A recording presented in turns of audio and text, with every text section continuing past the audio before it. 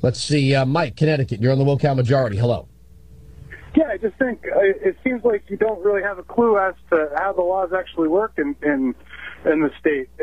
The state law is written in such that you have to agree to be within certain parameters in order to receive the money, and one of those parameters is that you cannot suddenly say, "Oh, we can't fund this one place because they perform some type of services that we don't agree with."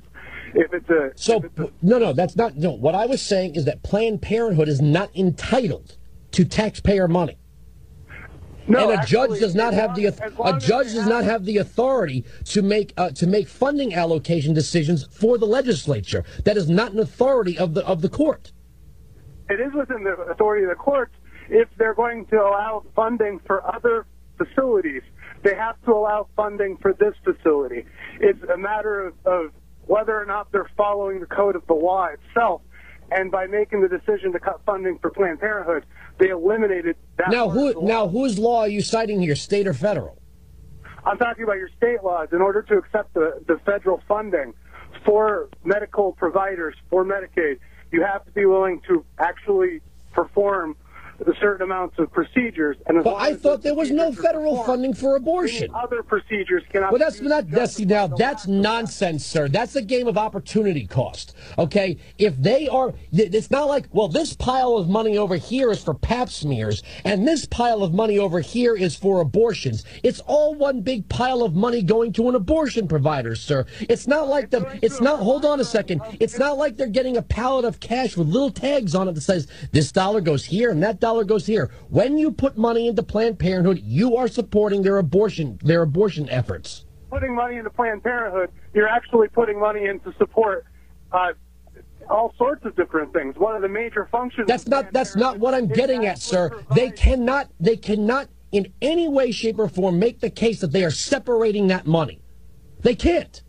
Actually, they can't. No, they can't, sir. It's a requirement to be within the books, and that's part. Okay, that's a bookkeeping gimmick, sir. That is absolutely nothing but a bookkeeping gimmick. If they're going to say, well, we're not putting this money into abortion, but without this money, we might not be able to afford to do pap smears, then that means they're using the opportunity cost of the federal funding for pap smears to use the other money that they have for abortions.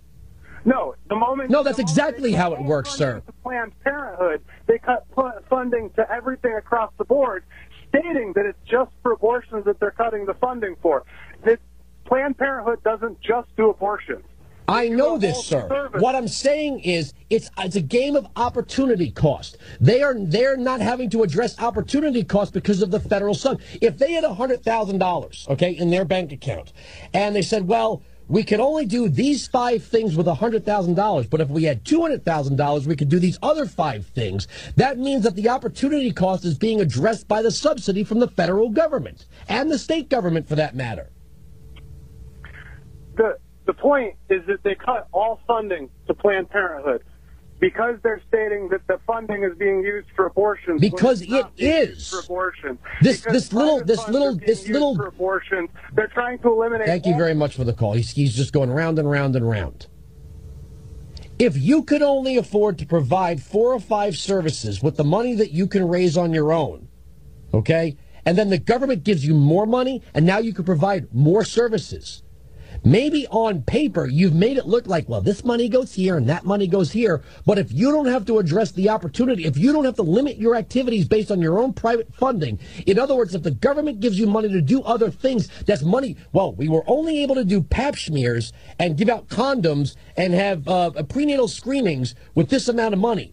But what we could do now is, now that we're getting the federal government's money, we could take the money that we raised privately, move it over here into the abortion category, and then take the public money and put it over here for the pap smears, the condoms, and the prenatal screenings. You're just shifting the money on paper. It's still going to abortion.